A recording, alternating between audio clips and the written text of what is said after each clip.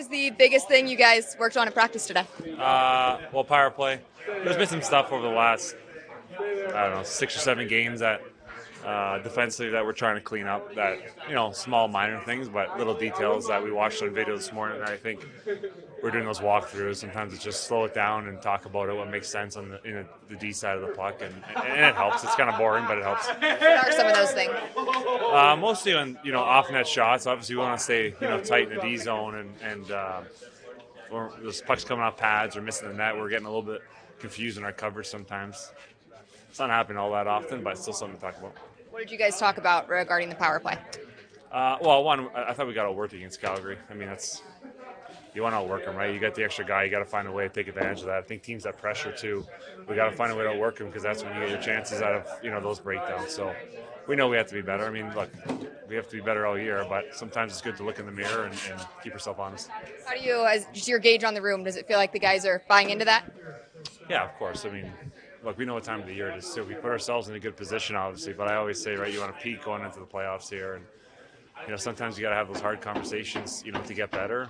We did that today. We weren't very proud of the way, we played on the weekend, but we got one more, and then we go back on the road and, try and get some momentum back.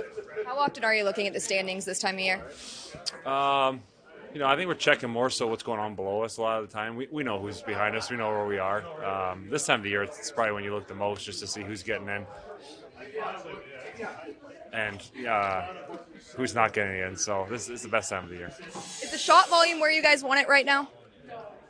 It's been, decent as of late. I mean, at Calgary, I just didn't think we worked hard enough to, one, get the pucks to the net, and two, maybe create some offensive zone time. So, those things go hand in hand. I thought we spent too much time on our end, too. So, hard to get shots when you're playing your own end.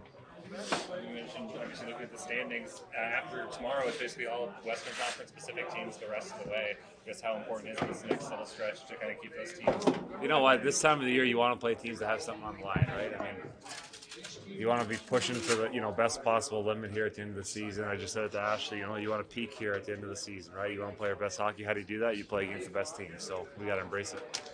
How much carryover do you notice from what a team's doing at the end of the regular season to what they do at the beginning of postseason?